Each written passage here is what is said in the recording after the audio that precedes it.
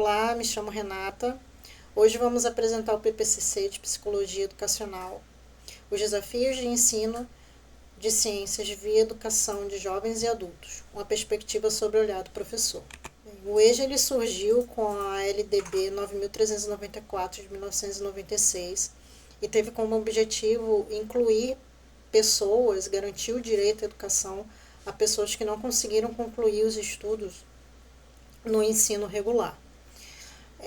O trabalho que fizemos vai discorrer a respeito da visão de uma professora de ciências sobre os principais desafios que ela encontra nessa prática de ensino.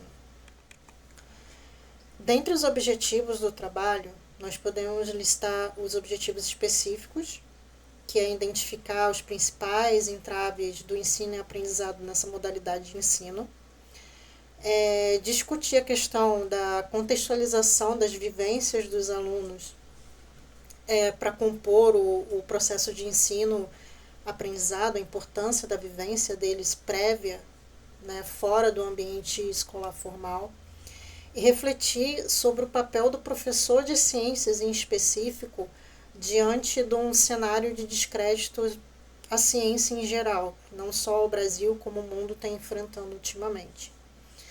E o objetivo geral do trabalho é compreender os desafios do ensino do EJA sob a ótica do docente. Nas décadas de 1950 a 1980, houve uma mudanças históricas e contextuais na questão do ensino de ciências, Antes, a educação era vista como uma educação profissionalizante mesmo, para a fomentação de mão de obra, devido ao processo de industrialização tardia que o Brasil sofreu, enfim. E nesse período histórico, ali em 1980, 1970, 1980, a gente teve uma mudança de paradigma da educação, de uma educação profissionalizante para uma educação que fomentou o pensamento, que vinha fomentar o pensamento crítico dos alunos, uma educação contextualizada.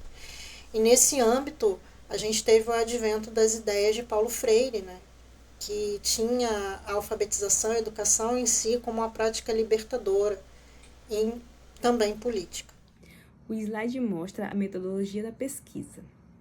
A gente usou uma abordagem qualitativa porque o objetivo era entender a visão de uma professora de ciências de EJA.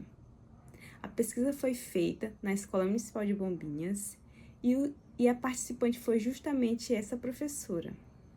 O instrumento usado foi um questionário com 11 perguntas abertas, aplicado de forma presencial. Depois, as respostas foram analisadas, buscando entender as ideias e experiências que ela compartilhou. Abaixo estão as 11 perguntas do questionário que tratam do perfil dos alunos da EJA, a importância da disciplina de ciências, a estratégia para motivar os alunos e também o papel do professor diante dos desafios atuais, como a desinformação científica.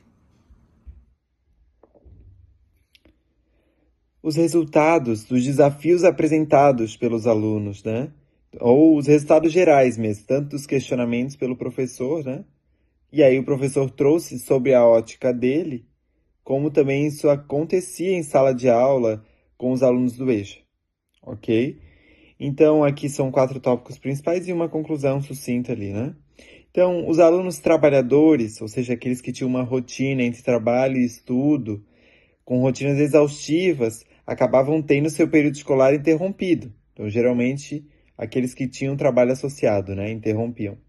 Então, fatores de evasão também, falta de tempo, desmotivação, pouca relação entre o conteúdo que eles estavam ali estudando com a realidade que eles já enfrentavam, Falta de conexão, entre a vida do aluno e o ensino formal, é uma das maiores barreiras, que também cabe nesse aspecto, não tem uma conexão muito grande. E a relação disfuncional entre docentes e discentes. Lembrando que é uma relação também um pouco precarizada, Então a gente tem que lembrar que o processo do EJA e o local onde todo ele fica também climatiza para que isso aconteça, Mas que tem relações que não estão funcionando tão bem, entre professor e aluno. Então a gente pôde concluir com isso, né, graças à resposta do docente, ou seja, graças ao professor. Tudo isso lembrando que foi sob a ótica dele a respeito da sala de aula, mas que condiz muito com a realidade, né? Agora, em práticas pedagógicas, ou basicamente metodologias ou formas de facilitar esse caminho, esse ensino, né? Valorizar as vivências do aluno, usar linguagem acessível e aulas práticas, relacionar ciência ao cotidiano, como saúde, meio ambiente e alimentação. Metodologias tradicionais não bastam, é necessário um diálogo e contextualização. Como objetivo, o ensino de ciências deve formar cidadãos críticos em tempos de pós-verdade. O docente atuando como mediador do conhecimento e agente social. A prática científica escolar combate o negacionismo e fortalece o pensamento crítico. A EJA é um espaço de reconstrução de identidades e de emancipação. Olá, meu nome é Deusimar e eu vou fazer uma breve conclusão do trabalho que ficou no nosso aprendizado. O trabalho, ele reforça que o ensino de ciência no EJA, ou para o EJA, ele requer mais do que passar as informações, mais do que só passar o conteúdo programático, vai além disso, porque requer empatia, requer uma escuta ativa, a valorização de saberes prévios que cada estudante ele carrega consigo. É entender que esse público ele já tem experiência, ele já tem uma vivência, e que essa vivência ela está presente ali na sala, e que traz todo o significado quando ela é olhada com respeito, quando ela é usada, e ela é usada de forma a ajudar no processo educativo, para que esse processo educativo ele seja mais leve, mais prazeroso. Ao longo desse estudo, também ficou muito claro que as metodologias, através do diálogo e diálogos humanizados, permite que o estudante ele se reconheça como protagonista do seu aprendizado, e o conhecimento científico ele passa a ser construído de uma maneira mais colaborativa, mais leve, mais prazeroso. Também consideramos o papel do professor, o papel ético do professor na formação do cidadão crítico. Nesse sentido, ensinar ciência implica em contribuir para que o aluno ele desenvolva competências argumentativas, de pensamentos analíticos e a capacidade de avaliar as evidências. Dessa forma, ele fortalece a sua atuação consciente e responsável na sociedade. Por fim, o EJA ele é muito mais do que um processo de escolarização formal. Ele é uma prática de liberdade e cidadania, que promove tanto a autonomia, a autoestima como a participação social.